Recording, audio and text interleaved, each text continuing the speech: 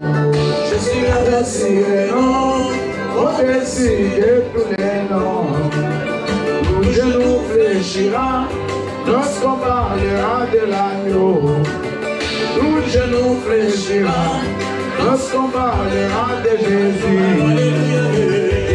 C'est le nom, au-dessus de tous les noms, au-dessus.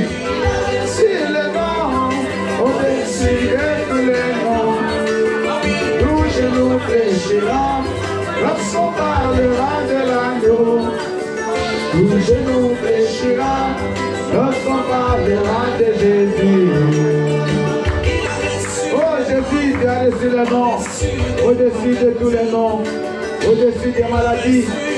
Près de l'or, près à la chevaille. Fléchira lorsqu'on parlera de Jésus. Fléchira lorsqu'on parlera de l'agneau. Il a reçu le nom, au-dessus de tous les noms. Il a reçu le nom, au-dessus de tous les noms. Je nous fléchira lorsqu'on parlera de Jésus. Tout genou fléchira lorsqu'on parlera de l'agneau. Oh Yahweh, son nom est au-dessus de tous les noms, Seigneur. Aucun nom qui nous a donné dans ce monde ne peut nous sauver. Si ce n'est que le nom de Jésus-Christ. C'est pour cela ce matin, mon Dieu, mon roi, nous nous approchons de toi. Toi le roi de miséricorde, toi le prince de frère, toi le Dieu puissant, avant l'honneur au siècle des siècles. Sois béni, Seigneur. C'est le nom au-dessus de tous les noms. Je nous fléchira lorsqu'on parlera de l'agneau. Tout genou fléchira lorsqu'on parlera de Jésus. Oh, gloire à toi, mon Dieu. Gloire à toi, le prince de paix. Gloire à toi, le roi des rois. Seigneur, nous t'acclamons très fort ce matin. Parce que tu es digne de gloire et de louange. Tu es digne de bonté et de miséricorde, Seigneur. Tu as reçu le nom de Jésus au-dessus de tous les noms. Afin qu'en ton nom touche et nous fléchit. Et que toute langue confesse que Jésus-Christ est Seigneur. À la gloire de Dieu le Père. Seigneur, nous venons te célébrer. Nous venons te bénir. Nous venons t'adorer. Parce que tu as été trouvé digne. Digne, Seigneur, d'ouvrir les livres. Et d'interpréter, Seigneur, de briser les sceaux. Seigneur, merci parce que ce matin, il n'y a personne qui peut agir si ce n'est que toi. Que ce matin, Père de miséricorde, tu descendes et que Seigneur, ton onction soit donnée à ton peuple afin qu'ils comprennent ta parole et qu'ils la mettent en pratique. Seigneur, nous sommes venus comme des faibles. Nous sommes venus comme des gens qui ont besoin de quelque chose. Nous sommes venus comme des vases vides ce matin. Remplis-nous, Seigneur, de ta parole. La Bible dit que ta parole est vie. Ta parole est la vérité. Vous connaissez la vérité et la vérité vous affranchira. C'est pour cela, Père éternel, accompagne-nous à travers cette parole par le Saint-Esprit jusqu'à la fin. Que tout ce qui n'est pas de toi, ô Dieu Seigneur, puisse libérer le peuple de Dieu au nom puissant de Jésus-Christ. Tout esprit de distraction, tout esprit de diversion des pensées, je te chasse de ces lieux au nom puissant de Jésus. Père, manifeste-toi. Béni soit ton nom. Au nom de Jésus, nous avons ainsi prié et nous disons Amen. Amen. Amen. Alléluia. Il est vivant. Bien-aimés, nous allons encore acclamer très très fort le roi des rois. Je vous prie de vous asseoir. Gloire au Seigneur. Alléluia. Je vous salue tous au nom puissant de Jésus. Et c'est une joie pour moi de vous retrouver ce matin dans sa présence. Avant que je puisse donner le thème de notre message, j'aimerais donner un petit conseil à l'église. J'ai remarqué souvent beaucoup de gens, quand ils ont des problèmes, soit ils m'appellent, soit ils me disent, oh papa, j'ai des problèmes. C'est comme ça que tu ne me vois pas à l'église. Mais ça m'étonne. C'est vraiment juste le contraire. Alléluia. J'aimerais vous poser une question. Quand vous êtes malade, votre réflexe, le premier réflexe, c'est d'aller où? Mais si tu es malade, tu restes à la maison parce que tu es malade à la fin. Ça peut devenir grave. Tu peux même mourir. Donc c'est la même chose, bien-aimé. Quand tu as des difficultés, quand tu as des problèmes, viens dans la maison de Dieu. Parce que rester à la maison n'a jamais donné de solution. Au contraire, la solution, c'est dans la maison de Dieu. C'est dans la présence de Dieu. Donc, essayons de changer notre façon d'agir. Alléluia. Nous sommes dimanche le 27. Hier, nous avions eu une grande journée, une grande conférence de débat des jeunes. C'était vraiment merveilleux. Et j'ai béni le Seigneur pour la vie de Maman Annick, Maman Christine et tous les jeunes qui étaient là hier. C'était des moments merveilleux, des moments inoubliables. Acclamons très fort pour la jeunesse, pour le travail qu'il est en train de faire. Aujourd'hui, nous allons parler d'un point et nous allons plus aller dans la réflexion. Nous allons plus, bien aimé, parler de notre comportement. Comment nous devons faire? Qu'est-ce que nous pouvons faire pour que notre situation change? Alléluia. Parce que je remarque que beaucoup de gens sont dans une distraction impossible. Les gens, bien aimés, l'âge avance, mais ils croient qu'ils sont encore des enfants. Ils croient qu'ils sont encore, je ne sais pas comment. Mais bien aimés, le temps avance, ça ne recule pas. Alléluia. Ça ne recule pas. En 87, à Kinshasa, moi j'ai fait le protocole. Au stade, à l'époque c'était Place Kitrana, aujourd'hui il y a un stade là-bas, stade Kamagnola. Avant, il n'y avait pas de stade. Et c'était l'homme de Dieu, Maurice Serilo, paix à son âme, il vient de nous quitter il n'y a pas très longtemps. C'est lui qui a fait cette campagne-là. Moi, j'ai fait le protocole juste à côté du podium. J'avais 22 ans à l'époque. Bien aimé, il n'y a pas très longtemps, j'étais à Paris. Maurice Serilo est venu prêcher à Paris. Moi, j'étais là. Et vous savez, il prêchait assis sur une chaise.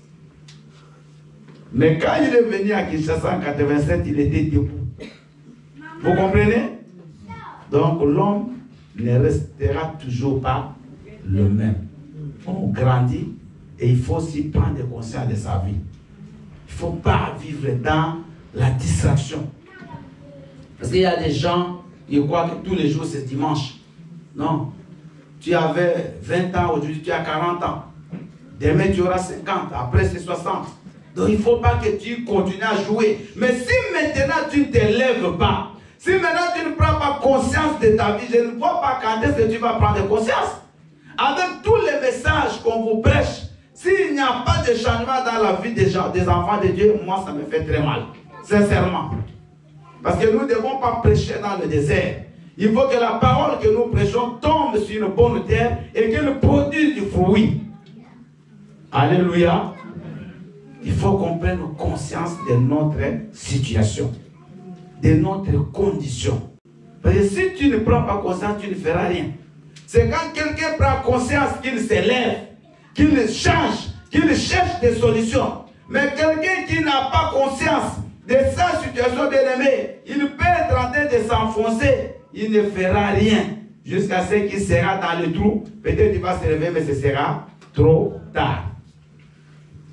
Papa Dominique, tu peux nous mettre le thème, s'il vous plaît. Lève-toi, rebâtis la muraille de ta vie. De ta vie. Tu peux corriger là-bas. Merci. Lève-toi, lève-toi et rebâtis la muraille de ta vie. Maman Annick va prendre Néhémie chapitre 2. Et vous allez également noter Ésaïe 58, le verset 12. Moi, je vais lire ce verset. Donc on va lire, on va suivre la lecture. Vous pouvez prendre vos Bibles et les ouvrir à la page. À Néhémie chapitre 2, le chapitre 2, c'est-à-dire quand on met Néhémie 2, c'est tout le chapitre 2. Nous allons écouter attentivement la lecture, après nous allons expliquer. Alléluia. Amen. Je lis la parole de Dieu dans le livre de Néhémie au chapitre 2 au nom de Jésus-Christ.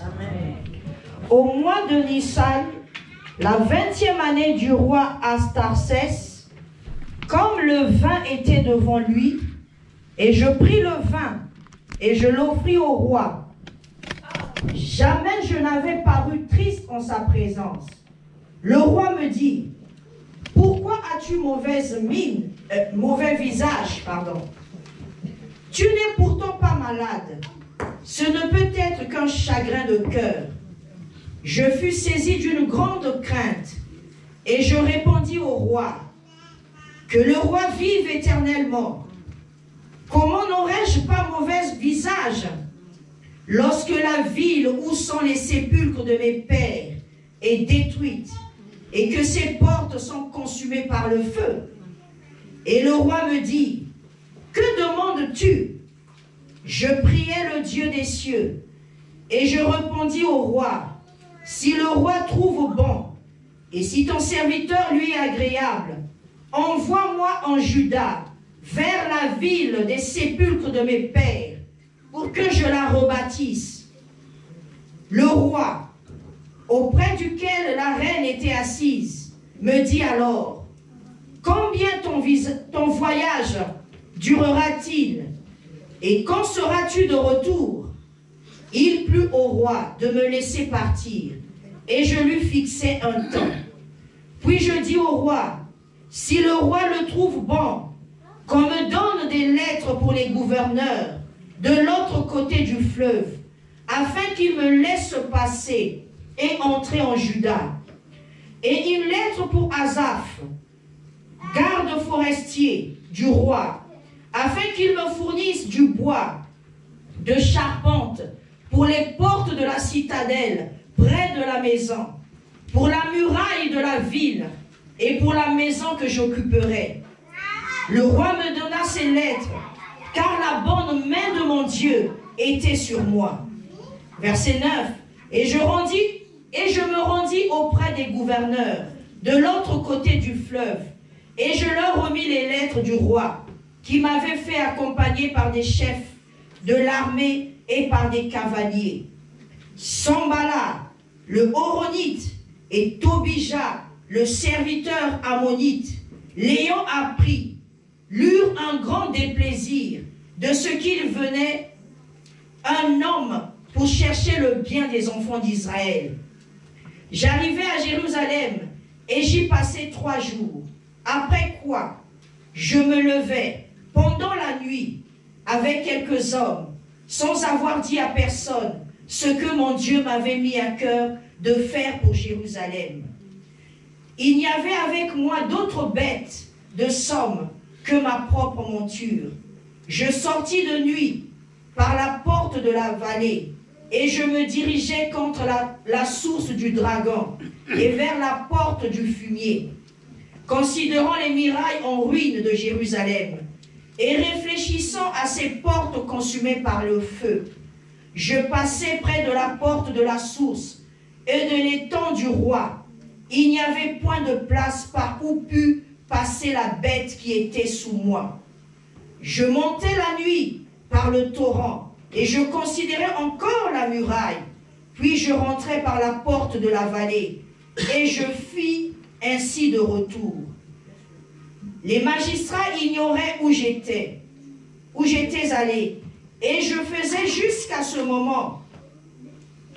Je n'avais rien dit aux Juifs, ni aux sacrificateurs, ni aux grands, ni aux magistrats, ni à aucun de ceux qui s'occupaient des affaires. Et je leur dis alors, et je leur dis alors, vous voyez le malheureux état où nous sommes.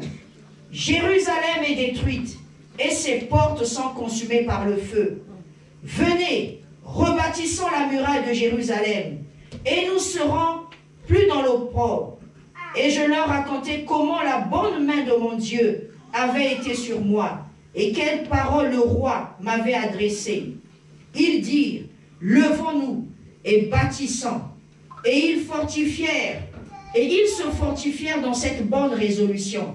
Sambala, le Horonite, Tobija, le serviteur ammonite, le Geshem, l'arabe, en ayant été informés, se moquèrent de moi et nous méprisèrent. Ils dirent, que faites-vous là? Vous revoltez-vous contre le roi? Verset 20. Et je leur fis cette réponse. Le Dieu des cieux nous donnera le succès. Amen. Nous, ses serviteurs, amen, nous nous leverons et nous bâtirons. Mais vous n'avez ni part, ni droit, ni souvenir dans Jérusalem. Acclame la parole du Seigneur. Alléluia. Alors, pour que vous puissiez bien comprendre le contexte de ce que nous allons expliquer ce matin, vous allez noter Néhémie chapitre 1er, premier verset jusqu'au verset 3. Notez ça, ce n'est pas écrit au tableau. Notez Néhémie chapitre 1, verset 1 au verset 3. Parce qu'il faut situer le texte dans son contexte pour bien comprendre, pour bien appréhender l'idée de l'auteur. Ici, moi je vous lis rapidement Néhémie 1.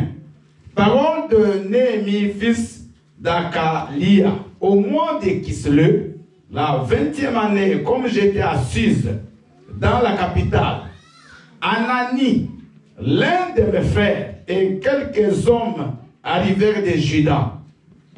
Je les questionnais au sujet des Juifs réchappés qui étaient restés de la captivité et au sujet de Jérusalem. Ils me répondirent, ceux qui sont restés de la captivité sont là dans la province, au comble du malheur et de l'opprobre. Les murailles de Jérusalem sont en ruine et ses portes sont consumées par le feu.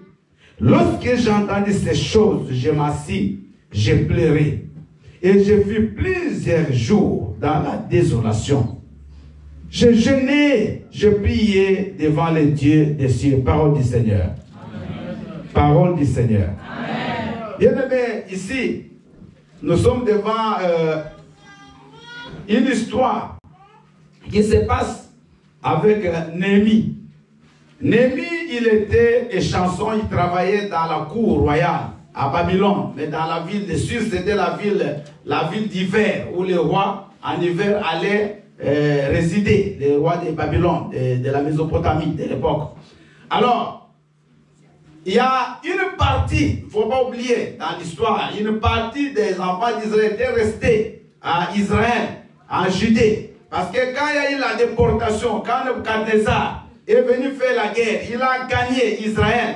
Il a pris une partie, surtout les princes, beaucoup de gens, il est parti avec eux jusqu'à Babylone. Mais il y a une partie du peuple qui est restée. Amen. Alléluia. Amen. Et cette partie qui est restée, ils ont continué à vivre. Mais ils étaient sous colonisation de Babylone, de Nebuchadnezzar. Alors, parmi les jeunes qui sont partis comme esclaves, il y a eu Néhémie qui travaillait à la cour royale, comme les Daniel, comme les Meshach, Shadrach, Abednego, qui travaillaient dans la cour royale. Et la Bible dit qu'il y a eu une partie des jeunes, des gens qui sont revenus de Babylone. Parce que là, il y avait déjà un mouvement, il y avait déjà Zorobabel qui était parti pour la première fois, qui avait été envoyé par le roi. Et quand ils reviennent, ils vont faire un rapport. Et il y a Anani qui était le frère de Néhémie qui va lui dire une chose. Il va dire, mais la ville de Jérusalem, si tu la regardes, tu vas pleurer. C'est pas comme tu l'avais laissé. Les murailles sont détruites. La ville est vraiment dans l'opprobre. Les gens qui sont là, ils sont en train de souffrir. Alléluia. Alors Néhémie, dès qu'il entend ces paroles, la Bible dit que dès que Néhémie entend ces paroles, Néhémie, directement, il va commencer à jeûner. Il va commencer à pleurer. Néhémie regarde la situation dans laquelle il avait laissé Jérusalem. Et c'est que Jérusalem après lui. Néhémie trouve cela impossible. Et Néhémie commence à pleurer. Il va faire des prières. À la fin, il va avoir cette conviction qu'il aille voir le roi. Alléluia. Et il va aller voir le roi. Et le roi va lui autoriser d'aller pour aller répartir les murailles de Jérusalem qui étaient détruites. Donc notre message ce matin, bien aimé, c'est sur cette histoire de Néhémie. Nous allons essayer de développer les différentes étapes de ce périple, de ce voyage de Néhémie, l'attitude de Néhémie devant ces problèmes. Et nous allons bien aimé arriver à comprendre qu'est-ce que nous devons également faire quand nous sommes devant une situation. Amen. Le premier point,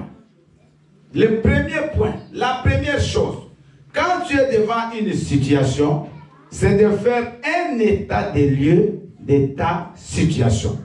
Faire un état des lieux. Parce que ça, c'est très important. Beaucoup de gens ne le font pas. Aujourd'hui, bien aimé, tu es en France. Tu n'as pas un papier. Tu n'as pas une femme. Tu n'as pas des enfants. Tu n'as rien. Mais tu es ici. Quand tu es venu, tu avais peut-être 20 ans. Aujourd'hui, tu en as 40. Mais tu n'agis pas, tu ne réagis pas. Et tu trouves cela normal. Mais Néhémie, quand on lui apprend que Jérusalem est détruite, bien aimé, Néhémie directement, il va entrer en prière. Il va chercher des solutions. Qu'est-ce que je dois faire? Il a d'abord prié, il est parti voir le roi. Et après, il est à Jérusalem. La Bible dit, il va faire le tour de la ville pour voir exactement ce qu'on lui a appris. Il fait le tour de la ville la nuit. Il va tourner et lui-même, il va comprendre que les choses qu'on lui a dites étaient réelles. Il va prendre conscience de la situation de Jérusalem. Bien aimé, dans la vie, il faut d'abord commencer par prendre conscience de ta situation. Il ne faut pas que l'Europe vous trompe. Il ne faut pas que l'électricité qui est là, dès que tu appuies, tu as l'électricité, ça te trompe. Il ne faut pas que l'eau du robinet, dès que tu ouvres, parce que quand de là on est venu, des fois tu ouvres, ça ne sort pas. Tu appuies, il n'y a rien. Et tu es venu, si tu appuies, il y a l'électricité. Tu ouvres le robinet, il y a de l'eau, tu crois que tu es arrivé. Tu te trompes. Faites, bien aimé, un état des lieux. Regarde un peu à ton âge. Est-ce que c'est ça la vie que tu devais avoir? Parce qu'il faut se poser des questions dans la vie. Est-ce qu'à ton âge, tu peux être encore célibataire? Il faut maintenant commencer à chercher, mais pourquoi je suis célibataire? Alléluia. Pourquoi je n'ai pas un travail? Pourquoi mes enfants ne réussissent pas? Mais qu'est-ce qui se passe dans ma famille? Qu'est-ce qui se passe avec mes enfants? Mais c'est quand tu poses des bonnes questions, tu réfléchis bien à ta situation, que tu auras des bonnes réponses. Dites Amen. Amen. Parce que la question, quand elle est mal posée, la réponse ne sera pas aussi la bonne. Qu'est-ce qui ne va pas? Pourquoi moi, pasteur Bill, jusqu'à aujourd'hui, j'ai cette situation? Bientôt là, 60 ans. Est-ce que c'est à 60 ans, c'est la vie que je devais mener? Est-ce que c'est la situation que je devais avoir? Est-ce que toi, à ton âge, c'est ça que tu devais avoir? Bien aimé, vous savez, il y a beaucoup de gens qui sont en retard dans la vie. Tu peux donner toutes les raisons, je te dis, frère. Parce qu'il y a un temps, il faut s'aimer. Il y a aussi un temps, il faut. Mais toi, le temps de récolter, tu commences à s'aimer. Tu vas récolter quand? Il y a un temps, il faut commencer à travailler. Il y a un autre temps, tu iras à quoi? À la retraite. Amen. Moi, je suis arrivé en France à 45 ans. Même si je cotise, je n'aurai pas la retraite. La même chose que l'enfant qui a commencé à travailler à 16 ans. Soyons logiques. Alléluia. C'est différent. Parce que moi, à l'époque, normalement, à 45 ans, je devais commencer déjà à récolter. Mais moi, je commence à s'aimer. Bien-aimés, soyons conscients de notre situation. Maintenant, quand je comprends que moi, j'ai commencé à travailler tard, ici en France, parce qu'en Afrique, moi, j'ai travaillé, mais c'est parti dans l'eau. Tout ce que j'ai fait là-bas, qui me payera? Personne. Mais ici, on va quand même me payer. Amen. Maintenant, quand je sais que je n'aurai pas une bonne retraite, il faut que je commence à réfléchir. Qu'est-ce que je peux faire à côté qui peut m'aider à compléter ma retraite? Vous voyez, quand tu fais l'état de lieu, tu auras la solution. Dites Amen. Merci, Papa, que Dieu te bénisse. Mais quand tu ne réfléchis pas, tu vas croire que non. À 45, quand tu as commencé à travailler, tu vas gagner 1500, tu te trompes de retraite. Va à la, quel est le service là qui calcule les retraites, va demander. Moi, j'ai déjà demandé, je ne vous dis rien. Alléluia. Je ne vous dis rien, sinon c'est le scandale. Ah, va demander là-bas et tu sauras combien tu vas gagner. Donc, bien-aimé, l'homme doit réfléchir. Tu es déjà vieux, mais tu te comportes comme un jeune garçon. Tu t'habilles comme un jeune homme, tu te coiffes comme un jeune homme et tu crois que tu es arrivé. Tu te trompes, papa. Il y aura un moment, même cette coiffure-là, tu seras fatigué d'elle. Parce que quand tu vas voir les enfants, les jeunes, les jeunes dont toi tu crois que tu as le même âge, ils ont fait des grands pas. Et toi, un vieux, tu vis comme un bien-aimé, tu seras dans la honte, dans l'opprobre. Mais ne vous dérangez pas. L'homme avance, il ne recule jamais. Amen. Tu peux tout faire, mais un jour on verra ce qui se passe avec Néhémie. Néhémie, il était échanson, il travaillait dans la cour royale à Babylone, mais dans la ville de Sud, c'était la ville d'hiver où les rois en hiver allaient résider, les rois de Babylone, de la Mésopotamie de l'époque. Alors, il y a une partie, il ne faut pas oublier dans l'histoire, une partie des enfants d'Israël étaient restés à Israël, en Judée. Parce que quand il y a eu la déportation, quand Nebuchadnezzar est venu faire la guerre, il a gagné Israël. Il a pris une partie, surtout les princes, beaucoup de gens, il est parti avec eux jusqu'à Babylone. Mais il y a une partie du peuple qui est restée. Amen. Alléluia. Et cette partie qui est restée, ils ont continué à vivre. Mais ils étaient sous colonisation de Babylone, de Nebuchadnezzar. Alors, parmi les jeunes qui sont partis comme esclaves, il y a eu Néhémie qui travaillait à la cour royale, comme les Daniel, comme les Meshach, Shadrach, Abednego, qui travaillaient dans la cour royale. Et la Bible dit qu'il y a eu une partie des jeunes, des gens qui sont revenus de Babylone. Parce que là, il y avait déjà un mouvement, il y avait déjà Zorobabel qui était parti pour la première fois, qui avait été envoyé par le roi. Et quand ils reviennent, ils vont faire un rapport. Et il y a Anani qui était le frère de Néhémie qui va lui dire une chose. Il va dire, mais la ville de Jérusalem, si tu la regardes, tu vas pleurer. C'est pas comme tu l'avais laissé. Les murailles sont détruites. La ville est vraiment dans l'opprobre. Les gens qui sont là, ils sont en train de souffrir. Alléluia. Alors Néhémie, dès qu'il entend ces paroles, la Bible dit que dès que Néhémie entend ces paroles, Néhémie, directement, il va commencer à gêner. Il va commencer à pleurer. Néhémie regarde la situation dans laquelle il avait laissé Jérusalem. Et ce que Jérusalem est devenu après lui, Néhémie trouve cela impossible. Et Néhémie commence à pleurer. Il va faire des prières. À la fin, il va avoir cette conviction qu'il aille voir le roi. Alléluia. Et il va aller voir le roi. Et le roi va lui autoriser d'aller pour aller rebâtir les murailles de Jérusalem qui étaient détruites. Donc notre message ce matin, bien aimé, c'est sur cette histoire de Néhémie. Nous allons essayer de développer les différentes étapes de ce périple, de ce voyage de Néhémie, l'attitude de Néhémie devant ces problèmes. Et nous allons bien aimé arriver à comprendre qu'est-ce que nous devons également faire quand nous sommes devant une situation. Amen. Le premier point, la première chose, quand tu es devant une situation, c'est de faire un état des lieux de ta situation. Faire un état des lieux. Parce que ça, c'est très important. Beaucoup de gens ne le font pas. Aujourd'hui, bien aimé, tu es en France. Tu n'as pas un papier. Tu n'as pas une femme. Tu n'as pas des enfants. Tu n'as rien. Mais tu es ici. Quand tu es venu, tu avais peut-être 20 ans. Aujourd'hui, tu en as 40. Mais tu n'agis pas, tu ne réagis pas. Et tu trouves cela normal. Mais Néhémie, quand on lui apprend que Jérusalem est détruite, bien aimé, Néhémie directement, il va entrer en prière. Il va chercher des solutions. Qu'est-ce que je dois faire?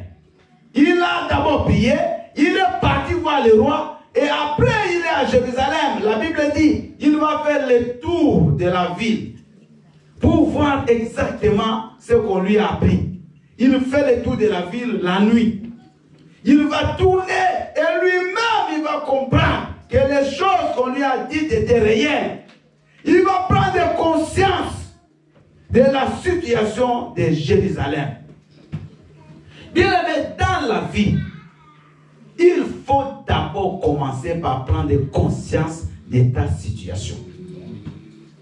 Il ne faut pas que l'Europe vous trompe. Il ne faut pas que l'électricité qui est là, dès que tu appuies, tu as l'électricité, ça te trompe. Il ne faut pas que l'eau du robinet, dès que tu ouvres, parce que quand là, de là on est venu, des fois tu ouvres, ça ne sort pas. Tu appuies, il n'y a rien. Et tu es venu, si tu appuies, il y a l'électricité. Tu ouvres le robinet, il y a de l'eau, tu crois que tu es arrivé. Tu te trompes. Faites, bien aimé, un état des lieux. Regarde un peu à ton âge. Est-ce que c'est ça la vie que tu devais avoir? Parce qu'il faut se poser des questions dans la vie. Est-ce qu'à ton âge, tu peux être encore célibataire? Il faut maintenant commencer à chercher, mais pourquoi je suis célibataire? Alléluia. Pourquoi je n'ai pas un travail? Pourquoi mes enfants ne réussissent pas? Mais qu'est-ce qui se passe dans ma famille? Qu'est-ce qui se passe avec mes enfants? Mais c'est quand tu poses des bonnes questions, tu réfléchis bien à ta situation, que tu auras des bonnes réponses. Dites Amen. Amen. Parce que la question, quand elle est mal posée, la réponse ne sera pas aussi la bonne. Qu'est-ce qui ne va pas? Pourquoi moi, pasteur Bill, jusqu'à aujourd'hui, j'ai cette situation?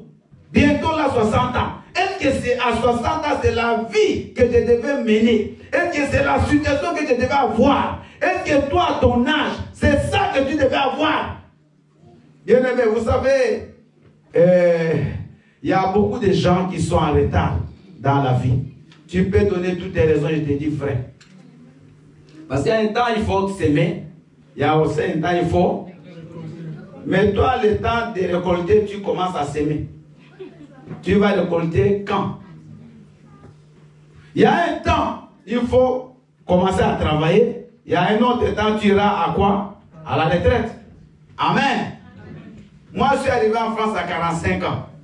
Même si je cotise, je n'aurai pas la retraite. La même chose que l'enfant qui a commencé à travailler à 16 ans. Soyons logiques. Alléluia. C'est différent. Parce que moi, à l'époque, normalement, 45 ans, je devais commencer déjà à récolter. Mais moi, je commence à s'aimer. Bien-aimés, soyons conscients de notre situation. Maintenant, quand je comprends que moi, j'ai commencé à travailler tard, ici en France, parce qu'en Afrique, moi, j'ai travaillé, mais c'est parti dans l'eau. Tout ce que j'ai fait là-bas, qui me payera? Personne. Mais ici, on va quand même me payer. Amen. Maintenant, quand je sais que je n'aurai pas une bonne retraite, il faut que je commence à réfléchir. Qu'est-ce que je peux faire à côté qui peut m'aider à compléter ma retraite? Vous voyez, quand tu fais l'état des lieux, tu auras la solution. Dites Amen. Merci, Papa, que Dieu te bénisse. Mais quand tu ne réfléchis pas, tu vas croire que non, à 45, quand tu vas commencer à travailler, tu vas gagner 1500, tu te trompes de retraite. Va à la, quel est le service là qui calcule les retraites, va demander. Moi, j'ai déjà demandé, je ne vous dis rien. Alléluia. Je ne vous dis rien, sinon c'est le scandale.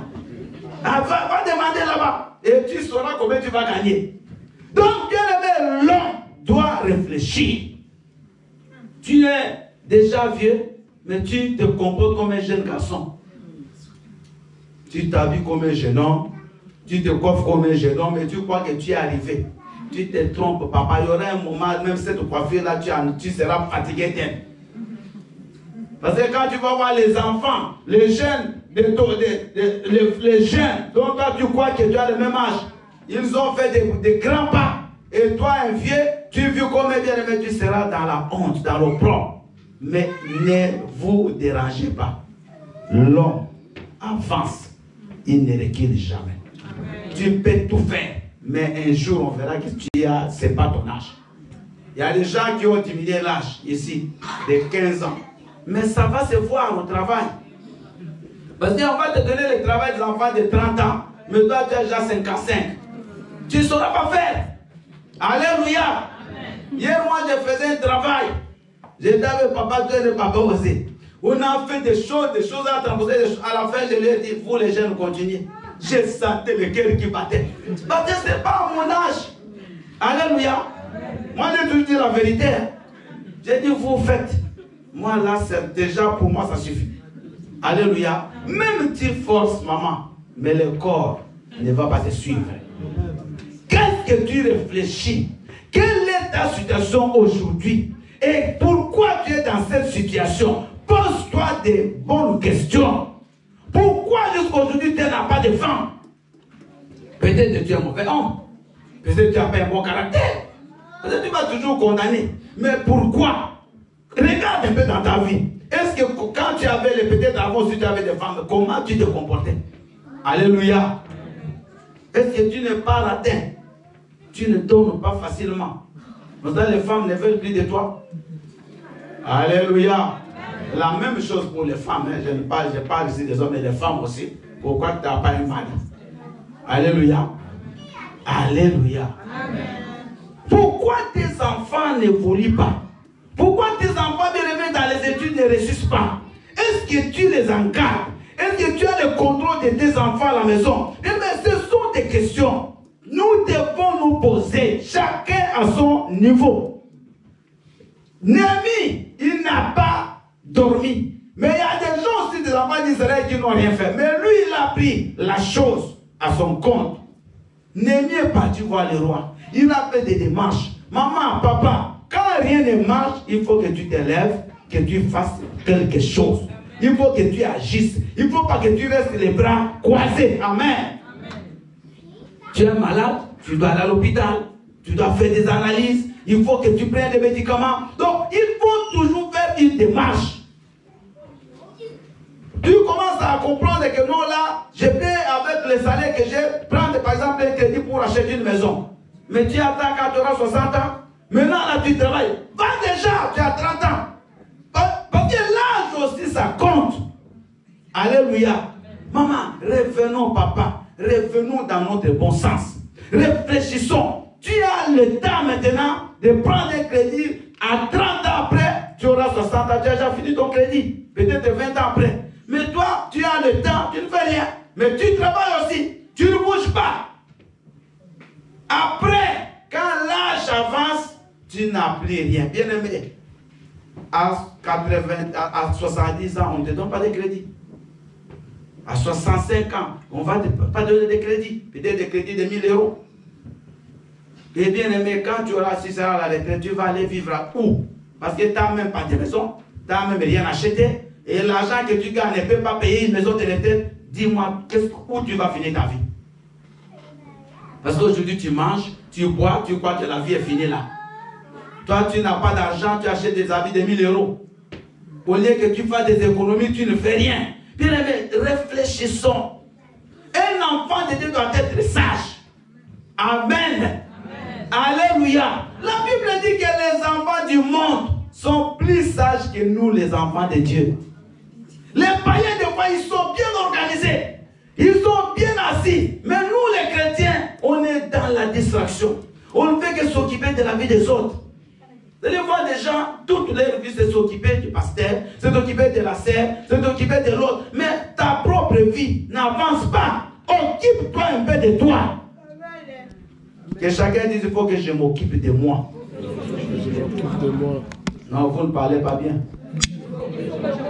Si tu parles bien, que Dieu te bénisse. Amen. Il faut que tu t'occupes de toi et de t'occuper des autres. Parce que tout ce temps que tu perds là, 2 heures au téléphone pour parler d'un papa de l'église, mais bien me prends ce temps pour réfléchir sur ta vie. Il est vivant. Il est ressuscité. Donc la première chose pour chacun de nous, c'est de faire un état des lieux. Voir qu'est-ce qui se passe. À quel niveau je suis. Est-ce que depuis que je suis né, j'ai fait des études, c'est ça la vie que je devais avoir. Si tu trouves que c'est ça la vie, gloire à Dieu, parce qu'il y a des gens et ils sont vraiment dans leur temps. Alléluia. Il y a des gens qui n'ont rien à regretter. Donc, normalement, par rapport à leur âge, ce qu'ils font, c'est normal. Ils ont ce qu'ils devaient avoir à leur âge. Mais toi, si tu n'es pas dans ces cas-là, commence à réfléchir. Dites Amen. Amen. Dites Amen. Amen. Bien aimé, c'est très important ce que je vous dis. Nous devons être sensibles. Nous devons avoir aussi le bon sens. Nous devons comprendre. Et à lire le temps, à étudier le temps.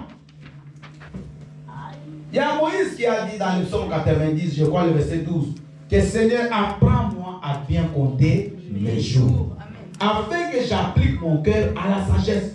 Oui, c'est dans le psaume 90, verset 12. Que je sache bien compter mes jours. Les jours passent, ça ne vient pas, maman.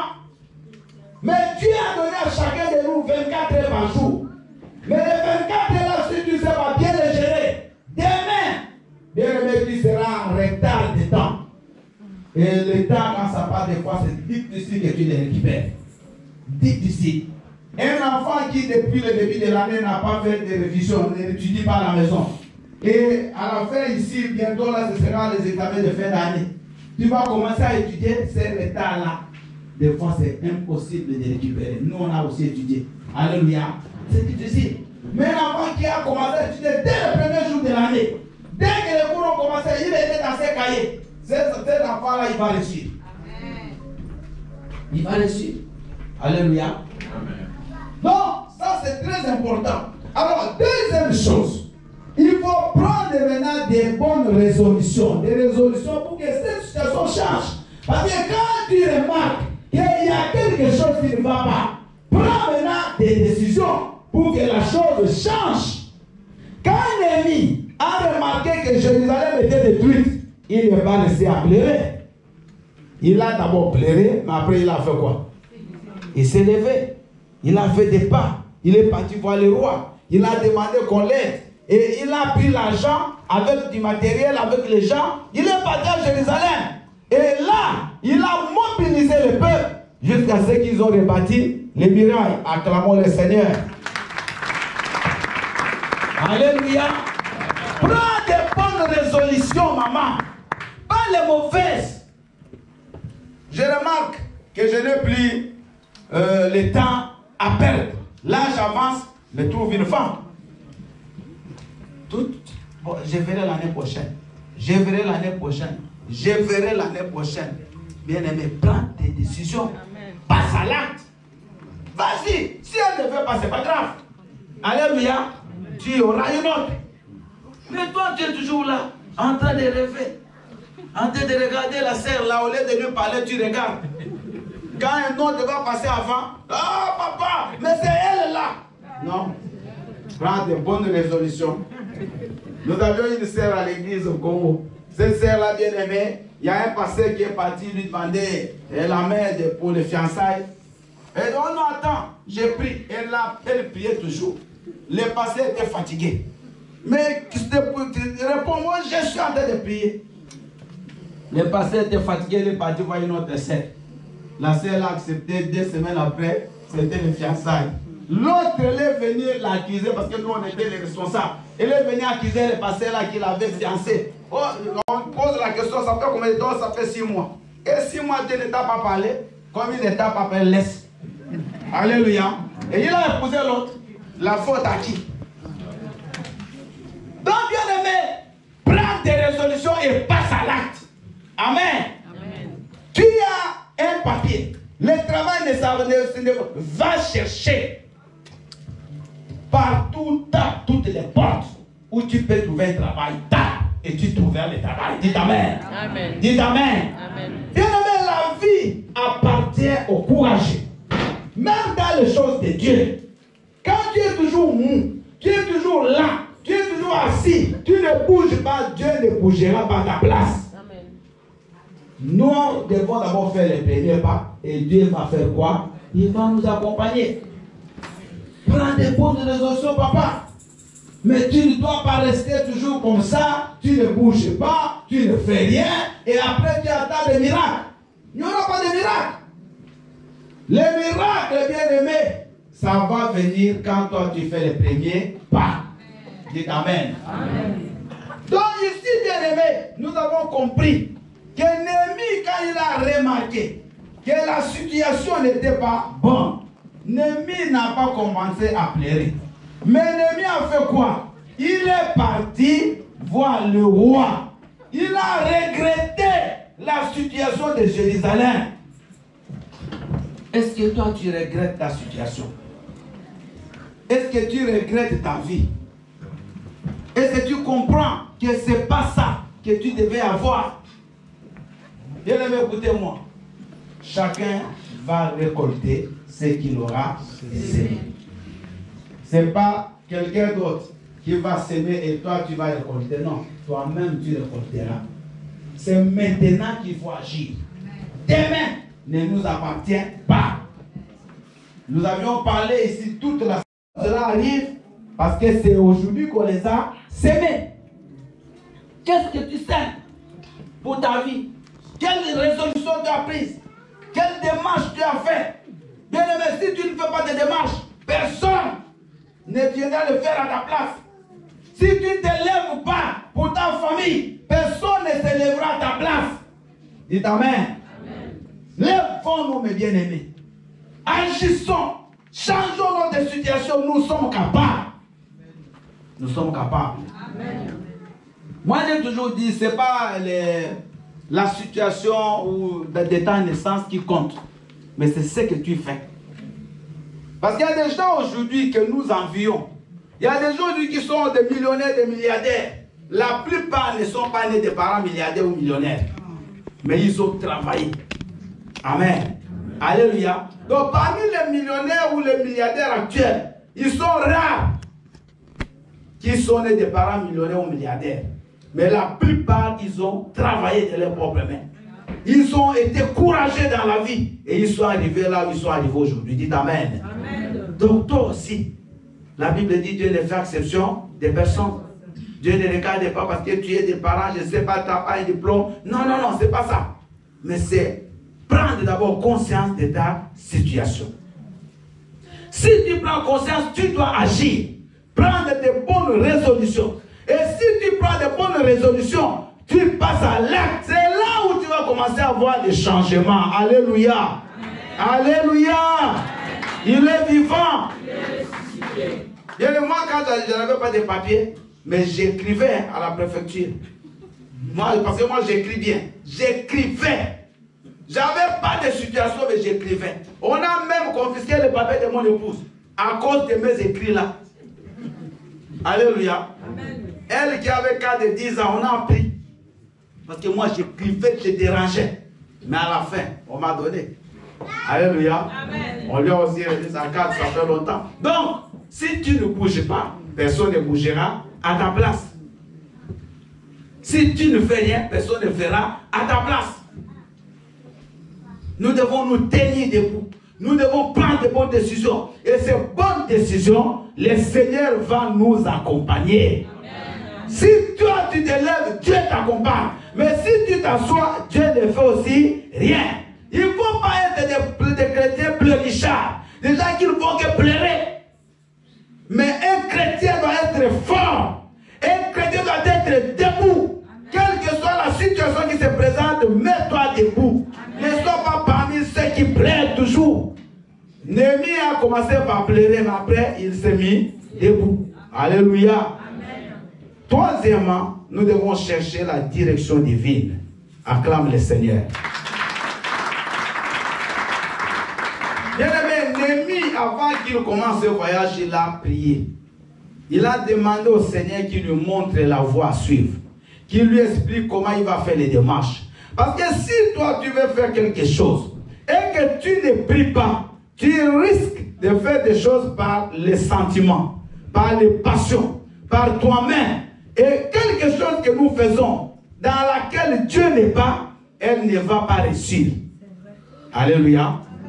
Quand tu comprends que ma situation n'avance pas, quand tu comprends qu'il y a des choses qui m'empêchent d'aller loin dans la vie, et que tu te lèves, avant que tu te commences d'abord à demander, Seigneur, comment je vais faire? Explique-moi. Tu cherches une femme, prie. Seigneur, donne-moi une bonne femme. Parce que toutes les femmes ne sont pas bonnes, comme tous les hommes ne sont pas bons. Ce n'est pas parce que tu t'es marié que tu as pris la bonne femme. Non, tu peux aussi prendre la femme par sentiment, par apparence. Mais une bonne femme, c'est celle que Dieu te donne. Quand tu as prié, Dieu te donnera la meilleure. Dis amen. Mais quand tu ne pries pas, tu seras peut-être impressionné, tu seras peut-être, bien aimé, poussé par les gens, mais ça ne viendra pas de toi. Et à la fin, ce sera malheur, ça sera plaie sur plaie. Donc j'aimerais, bien aimé, que nous ne mettions pas la prière de côté. Un enfant de Dieu, sa vie, c'est la prière. Un enfant de Dieu, tout ce qu'il fait, il met d'abord en prière. Tu veux aller chercher du travail, prie d'abord. Peut-être que ce n'est pas ce travail-là dans lequel Dieu te voit. Alléluia. Vous voyez bien, quand tu fais un travail, et que ce travail, de chaque fois tu vas, tu souffres, tu pleures. Ce n'est pas un travail de Dieu. Il y a des gens qui travaillent, mais quand il est à la maison, il est en paix. Mais dès qu'il va au travail, c'est comme si il ne va pas finir la journée. Tu es toujours malheureux. Tu es toujours dans l'angoisse. Tu es dans l'anxiété. Tu deviens dépressif. Chaque fois que tu vas travailler, ce n'est pas un travail de Dieu. Pourquoi? Parce que la Bible dit c'est la bénédiction de l'Éternel qui enrichit. Et il ne l'a fait suivre d'aucun chagrin. Amen. Alléluia. Ça dit que quand tu travailles, que tu as des chagrins, ce n'est pas de Dieu. Donc ça, vous voyez, il y a des gens, quand ils ne travaillent pas, ils étaient en bonne santé. Depuis qu'ils commencent à travailler, ils deviennent maladifs.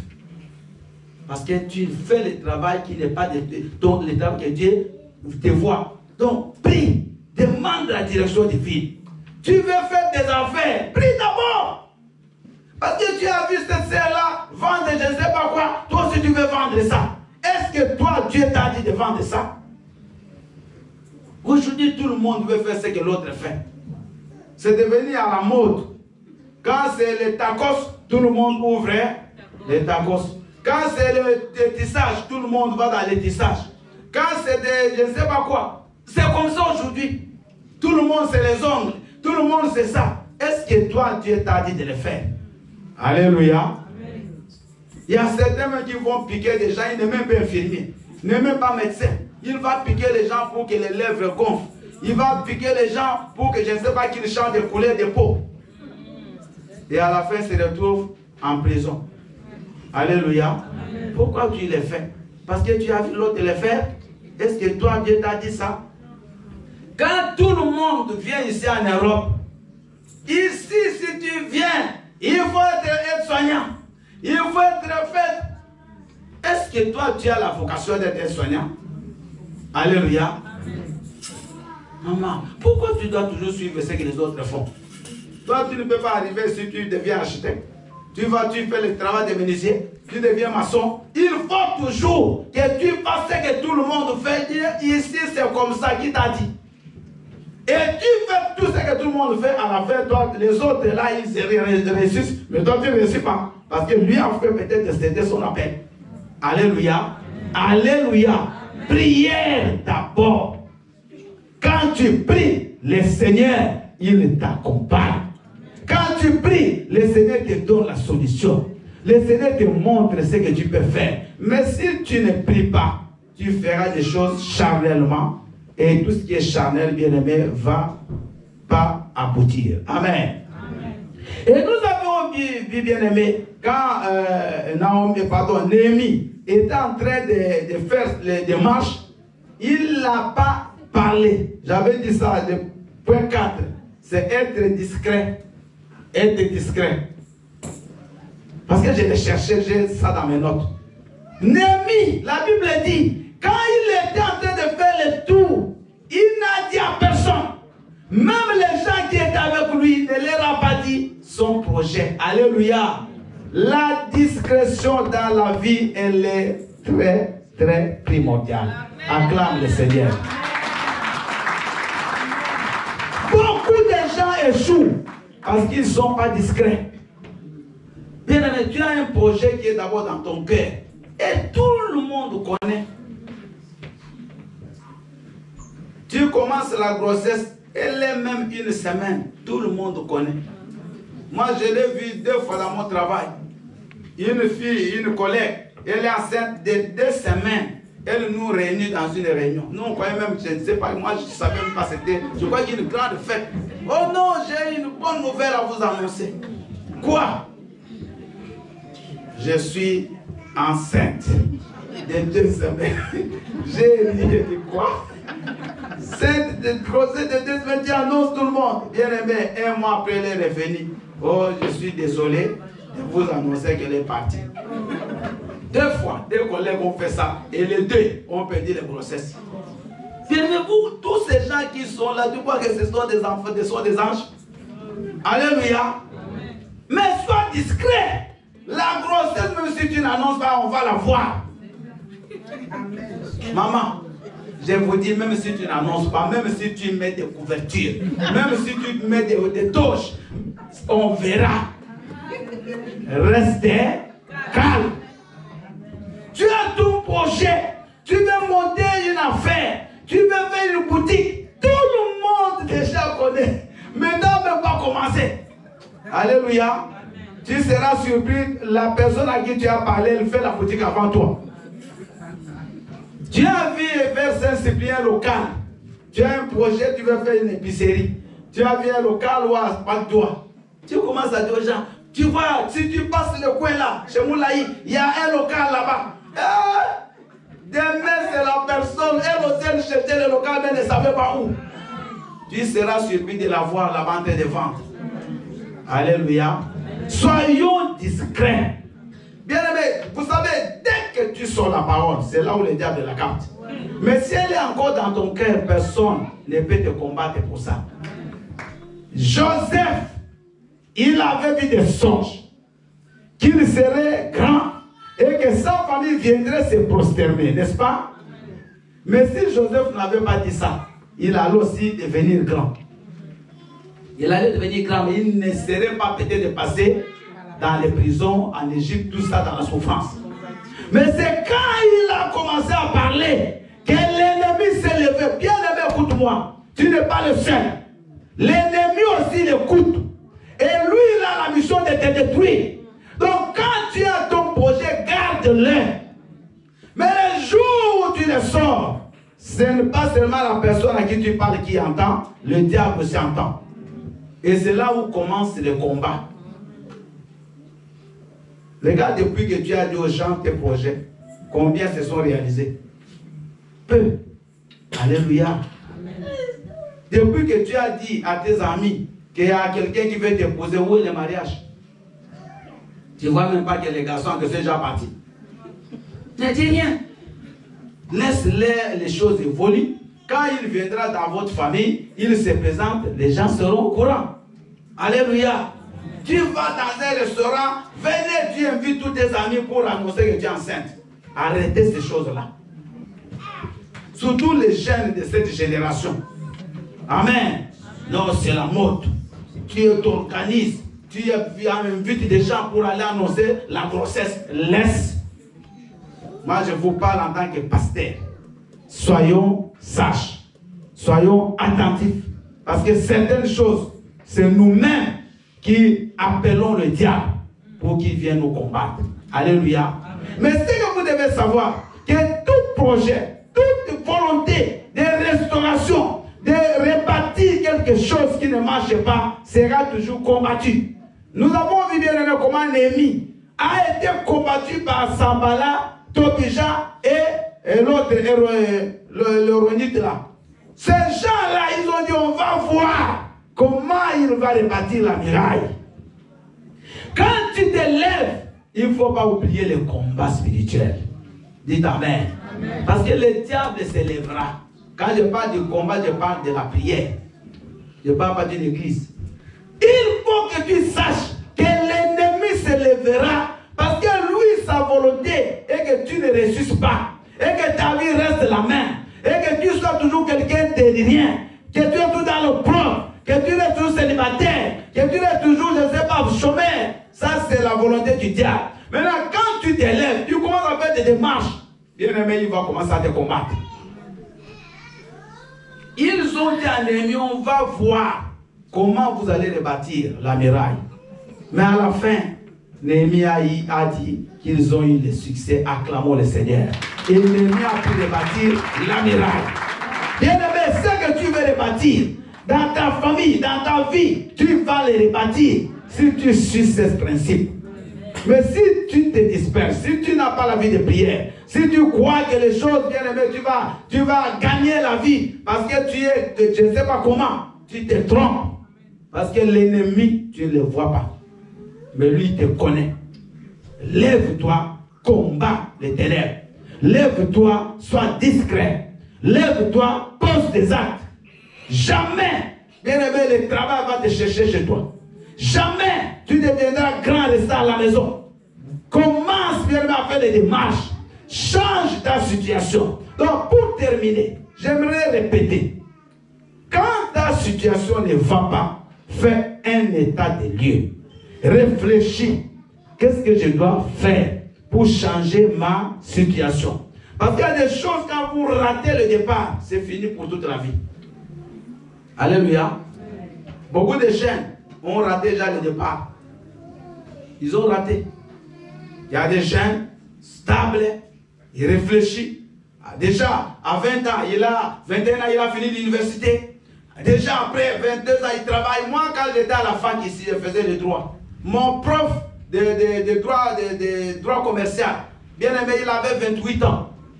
Moi, j'étais même son père. Mais oui, moi, j'étais son père. Parce que j'avais déjà plus de, je crois, 50 ans. J'étais son père. 28 ans, il est déjà prof d'université. Pas prof du collège, d'université. Il avait déjà un doctorat. Et il a déjà publié des livres. À 28 ans. Mais il avait aussi du respect envers moi, je le sentais. Parce qu'il savait que je suis un père. Alléluia. Alléluia. Mais toi, tu as 50 ans. Mais maman, quand on regarde ta vie, c'est la misère. Et tu ne fais aussi rien. Tu ne fais rien. Toujours à Matabio, au Capitole, à Jean Jaurès. Tu crois que parce que tu as mis, je ne sais pas, ce survêt-là, tu es devenu star de... Quelle star de quoi? Mais tu te trompes. Tu es en train de te tromper toi-même. Alléluia. Alléluia. Je vais vous raconter une histoire. Je suis arrivé à la fin. Nous sommes partis à Kinshasa dans une conférence. Et à l'époque, Maman Olang, il perd son âme. Elle doit donner, faire un séminaire, je peux appeler ça comme ça, pour les hommes de Dieu, les missionnaires. Et c'était dans un chapitre, on était plus de 4000 personnes. Nous sommes entrés, moi j'étais là aussi avec mon épouse. Et derrière elle, il y avait des hommes de Dieu qui servaient dans le ministère qui étaient là. Et vous voyez Papa Amos qui était ici. C'est lui qui a prêché ici. Lui, il n'avait pas de place. Il était debout. C'est une soirée vraie. Et quand maman entre avec Papa Lang, il s'assoit. Maman le regarde. Elle voit Papa Amos debout. Et il y a une maman qui était là assise. Maman Lang. Parce qu'elle parlait direct. Elle n'était pas les gens qui parlent derrière. Elle te parle et c'est fini. Elle dit à la maman, elle dit, ah maman, comment toi, qui ne fais qu'échouer dans la vie, partout où j'étais envoyé, comme missionnaire, tu ne faisais qu'échouer. Tu t'assois là bien, mais Amos là qui ne fait que réussir, il est debout. Il dit, si c'était moi à ta place, je serais là en train de rouler au sol, en train de pleurer, Seigneur, aie pitié de moi. J'ai dit, mais cette maman là bien réfléchi. Elle a dit ça en public, 4000 personnes. Alléluia. Et elle avait raison. C'est ça qui se passe dans nos vies. Rien ne marche, mais tu es dans la distraction totale. Tu passes le temps temps dans des choses qui sont inutiles. Au lieu que tu cherches la solution à ton bien-aimé aujourd'hui, je vous ai dit, aujourd'hui tu ne vois rien. Mais commence à avancer en âge. Les jours où tu vas l'arrêter, c'est là où tu vas commencer à regretter, mais c'est trop tard. Parce que tu n'auras rien semé. Tu n'auras rien dans ton compte. Bien aimé, ici, ce n'est pas l'Afrique. En Afrique, même si tu n'as pas de maison, tu peux aller habiter chez ton cousin. Tu peux aller dormir chez quelqu'un, mais c'est vrai. Ici, tu iras chez qui? Même ton propre enfant. Il va dire, maman, vas-y. Je me sens pas à l'aise avec mon mari. Mais ici, ça se dit non. Alléluia. Combien d'enfants ici ont reçu leurs parents à la retraite chez eux? Là. Donc ça, bien aimé. Maintenant, tu vas chercher à rentrer en Afrique, tu vas aller dormir où? Parce que même là aussi, tu n'as pas construit. Et d'ailleurs, les gens qui sont restés là ne vont même pas te recevoir. Parce que c'est toi qui donnais. Et là ne peut pas te donner. Bien aimé, réfléchis maintenant, pas demain. Que Dieu te bénisse. Amen. Alléluia. Je vais conseiller des gens. Nous allons prier un moment.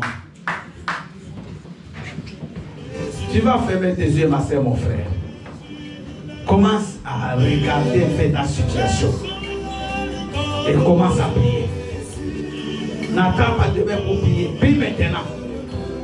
Au nom de Jésus.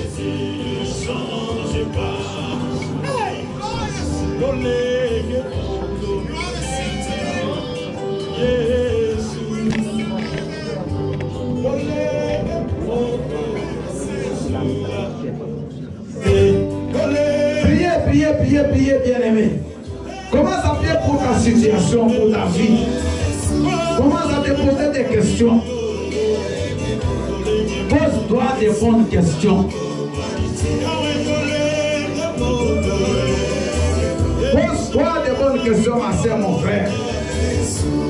Pourquoi les choses n'avancent pas? Pourquoi tu tournes en rond? Pourquoi tu tournes en rond, maman?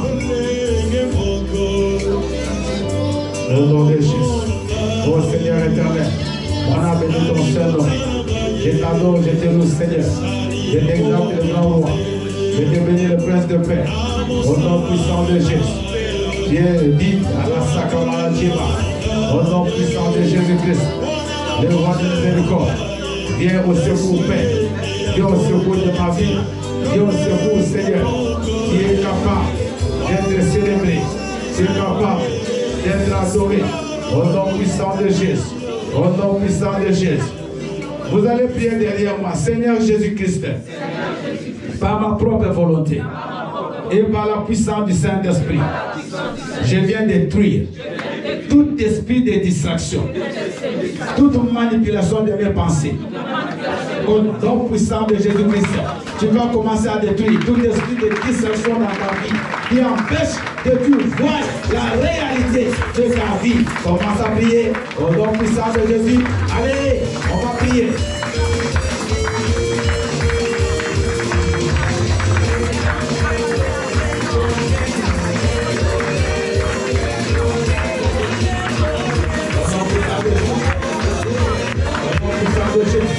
De la manipulation, de la distraction, de la défi, de la chasse, au nom puissant de Jésus, et Yahweh, à Jéhovah, l'éternel papa, au nom puissant de Jésus-Christ, au nom puissant de Jésus-Christ, oh Dieu, l'éternel Père, agis papa, dans le nom de Jésus, dans le nom de Jésus, dans le nom de Jésus.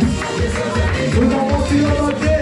Seigneur Jésus-Christ, tout esprit de retard, toi retard dans ma vie, retard dans le domaine financier, dans le domaine marital, dans le domaine professionnel, retard dans ma famille, je te refuse. Commence à refuser tout esprit de retard. On doit puissant de Jésus.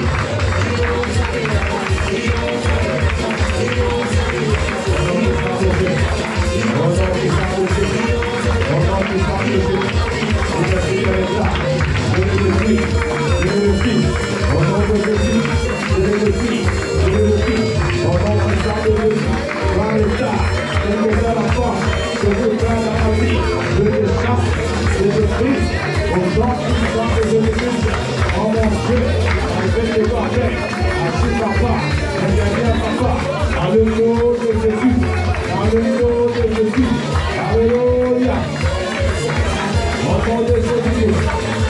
nom de Jésus-Christ. Au nom de Jésus-Christ. Merci Seigneur. Seigneur éternel, couvre ton peuple par le sang de Jésus-Christ. Laisse éternel que tu ouvres leurs yeux spirituels afin qu'ils comprennent et qu'ils voient la misère dans laquelle nous nous trouvons. Comme Néhémie, Seigneur, a vu l'opprobre, Seigneur, de la ville de Jérusalem, il s'est mis debout. Père, que nous puissions nous lever pour changer notre situation. Tu nous as donné le pouvoir de le faire. Seigneur éternel, aide tes enfants à ne pas rester oisifs, à ne pas rester, Seigneur Dieu, passifs, mais qu'ils soient actifs, qu'ils travaillent, qu'ils fassent des choses, afin que demain, éternel Dieu des armées, qu'ils disent que c'est vrai, Dieu a changé ma situation. Seigneur éternel, tu as donné le succès à Néhémie et aux enfants d'Israël qui étaient restés en Juda. Donne-nous le succès dans tout ce que nous allons faire, afin que, Seigneur, notre Père, notre vie ne soit plus la même. Nous sommes fatigués de toujours pleurer. Nous sommes fatigués de toujours nous lamenter, d'aller toujours dire aux gens, parler aux gens. Mais nous voulons, Père, parler à toi. Amen. Nous voulons nous confier en toi et agir. Aide-nous à être discrets, Papa, afin que, Saint d'Israël, tout ce que nous avons comme projet ne soit pas divulgué et que l'ennemi ne prenne pas une occasion, ne trouve une occasion de nous combattre. Manifeste ton amour, Père, dans le nom puissant et précieux de Jésus, qui est notre Seigneur et Sauveur. Tous nous disons Amen. Amen. Amen. Est-ce qu'on peut acclamer très fort Jésus? Alléluia.